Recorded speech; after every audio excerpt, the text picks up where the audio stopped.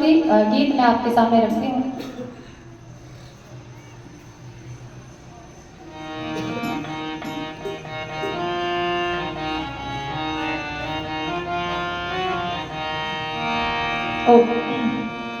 तेरे खेल निराले प्रभु तेरे खेल निराले, तेरे खेल निराले प्रभु तेरे खेल निराले।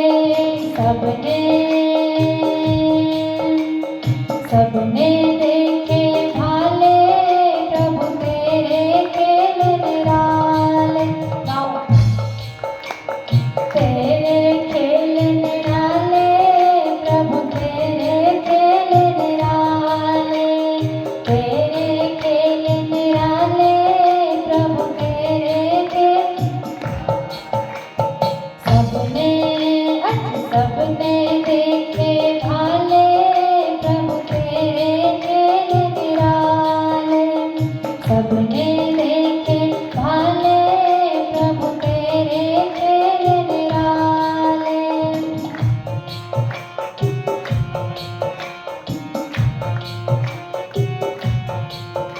एक बार मैं गाऊंगी पंक्ति और दूसरी बार मैं आपको गाना, ठीक है? सागर नदियां चांद सितारे, सागर नदियां चांद सितारे, जल थल अग्नि वायु सारे, जल थल अग्नि वायु सारे। सागर नदियां चांद सितारे, जल थल अग्नि वायु सारे। रच कर सभी संभाले प्रभु तेरे खेल वाले, रच कर सभी संभाले प्रभु तेरे खेल। तेरे खेल निराले प्रभु तेरे खेल निराले।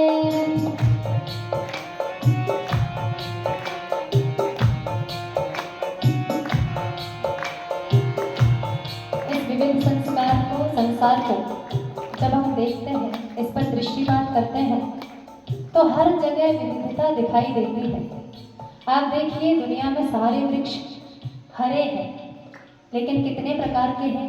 ये हरित वर्ण कितने प्रकार का है, आप सोच करके देखिए। एक बीज हम जमीन में डालते हैं, छोटा सा बीज, और वो जब प्रस्फुटित होता है तो वट के रूप में भी होता है। एक बीज से इतना बड़ा वृक्ष। हर जगह विविधता दिखाई देती है। और उसके बाद में भी यदि कोई नास्तिक ये कहे कि परमपिता परमेश्वर की कोई सत्ता नहीं है, इसे बनाने वाला ईश्वर नहीं है, तो धिक्कार ही है। क्योंकि आप उस ईश्वर को जहां देखना चाहें वहां देख सकते हैं। एक छोटी से छोटी पत्ती में आप चाहें तो ईश्वर को देख सकते हैं। बहुधा लोग कहा करते हैं जी ईश्वर आंखों से तो दिखाई नहीं देता, फिर कैसे मान ले हैं? हम हैं प्रयोगात्मक लोग, जो वस्तु नहीं दिखाई देगी उसको नहीं मानेंगे। अच्छा आप एक बात बताइए, संसार में जितनी भी वस्तुएं हैं क्या सभी दिखाई देती हैं? नहीं देती। वायु है, वायु दिखाई नहीं देती, उसका स्पर्श होता है। सांख्यकार लिखते हैं कि किसी भी वस्तु के दिखाई न देने में 8 कारण हैं। कितने कारण हैं? 8 कारण हैं। पहला कारण लिखते हैं अति दूरात, सामीप्यात, इंद्रिय घातात, मनोनवस्थानात, सौक्ष्म्यात, व्यवधानात, अभिभवात, समानाभिहाराच। ये 8 कारण हैं जब हम किसी वस्तु को देख नहीं पाते। पहला कारण उन्होंने दिया कि अति दूरात, कोई वस्तु मेरे से बहुत दूर हो, उसको मैं दर्शन नहीं कर सकता या नहीं कर सकती। जैसे यहाँ से अभी घर में क्या हो रहा है हमें नहीं पता, लेकिन ऐसा नहीं है कि घर की सत्ता नहीं है। हमें यहाँ से घर नहीं दिखाई दे रहा, इसका मतलब ऐसा नहीं है कि घर नहीं है, घर है, पर अधिक दूरी के कारण वो मुझे दिखाई नहीं देता। ये पहला कारण हुआ। दूसरा कहा सामीप्यात, अत्यंत समीप होने से भी मुझे वस्तु नहीं दिखाई देती। जैसे आंखों में लगा हुआ काजल कितने पास में है, आंख के अत्यंत समीप में है, लेकिन मैं नहीं देख सकती उसको। क्यों? क्योंकि वो बहुत समीप है। तीसरा कहा अति दूरात् सामीप्यात् इंद्रिय घातात्। जब मेरी किसी इंद्रिय में दोष आ जाए तो भी मैं किसी वस्तु को नहीं देख सकता। जैसे कि एक अंधा व्यक्ति वस्तुओं को नहीं देख सकता, सृष्टि को नहीं देख सकता, पदार्थों को नहीं देख सकता। इसका मतलब ये नहीं होता कि पदार्थों की सत्ता नहीं है, पदार्थों की सत्ता है, लेकिन उसकी इंद्रियों में विकार है, इसलिए वो उन्हें नहीं देख सकता। ये तीसरा कारण हुआ। चौथा कारण हुआ मनोनवस्थानात्। मन के इधर उधर हो जाने से, मन के अस्थिर होने से। कई बार आप देखते होंगे कि आप किसी चिंता में बैठे हैं और सामने से कोई व्यक्ति गुजर गया, निकल गया, और आपसे पूछा जाए कि कोई गया है तो आप मना कर देते हैं, मुझे नहीं पता, मेरा ध्यान नहीं था, मैंने नहीं देखा। इसका मतलब क्या है कि यदि आपका चित्त स्थिर नहीं है, मन स्थिर नहीं है, तो भी आप वस्तुओं को नहीं देख पाते। अति दूरात् सामीप्यात् इंद्रिय घातात् मनोनवस्थानात् सौक्ष्म्यात्। अत्यंत सूक्ष्म होने से।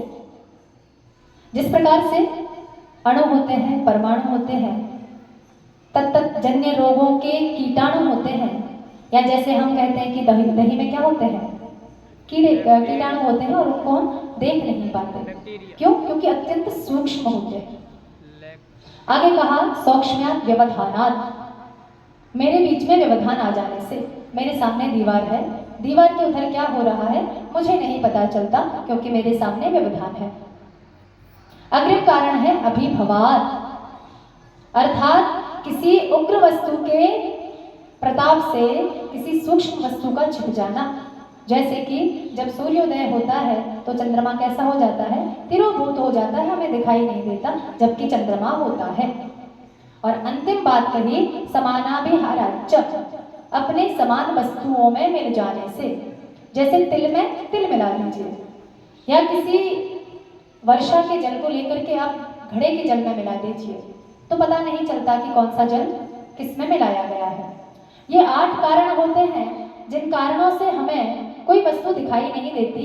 और इसमें जो दूसरा कारण है सामीप्यात्, अत्यंत समीप होने से। परमपिता परमेश्वर हमारे अत्यंत समीप है, इसलिए हमें दिखाई नहीं देता। यदि उसका दर्शन करना है तो खुद, जैसे कि दूध में मक्खन होता है लेकिन हमें दिखाई नहीं देता, उस मक्खन को निकालने की एक पूरी प्रक्रिया होती है, उसको भिगोया जाता है, जमाया जाता है, तब जाकर के कई प्रयासों के बाद में मक्खन निकलता है। उसी प्रकार से परमपिता परमेश्वर के साक्षात्कार का भी एक रास्ता है। प्राणायाम हो गया, यम नियम आसन प्राणायाम प्रत्याहार धारणा ध्यान समाधि हो गई, यम हो गए, व्रत हो गए, उन सब का पालन करना, और उनके द्वारा ही परमपिता परमेश्वर को हम जान पाते हैं। लेकिन उसकी उपस्थिति को हम सर्वत्र महसूस करते हैं, सर्वत्र जानते हैं। आइए आगे क्या लिखा,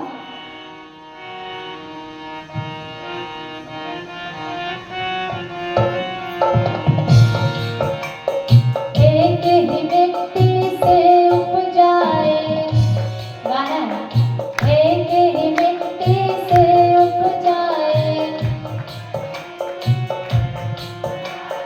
रंग बिरंगे फूल खिलाए, एक ही मिट्टी से उपजाए, रंग बिरंगे फूल खिलाए,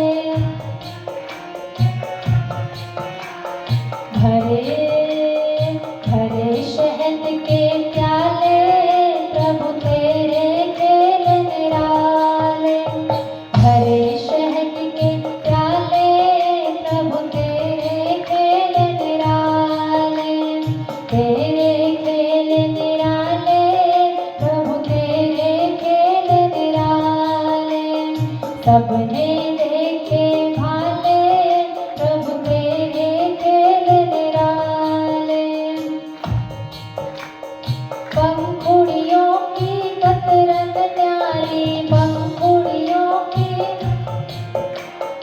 इनमें कोमलता अति प्यारी, इनमें कोमलता, पंखुड़ियों की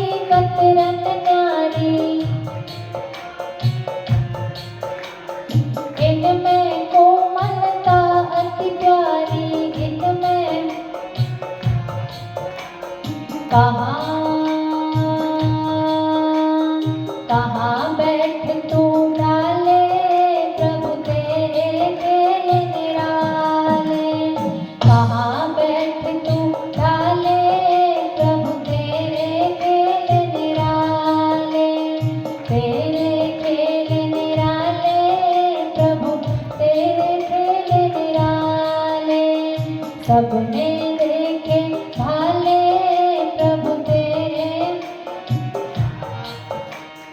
नए खिलौने रोज बनाए, कोई किसी से मेल न खाए, नए खिलौने रोज बनाए, कोई किसी से मेल न खाए, कोई किसी से। एक सांचे में ढाले प्रभु तेरे खेल निराले, आज एक सांचे में ढाले प्रभु तेरे,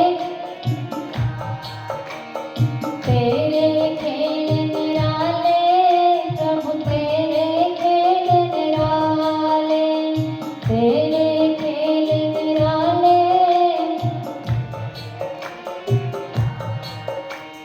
बिन हाथों के जगत बनाया,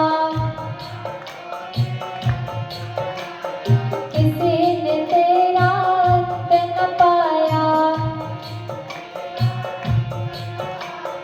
बिन हाथों के जगत बनाया, बिन हाथों के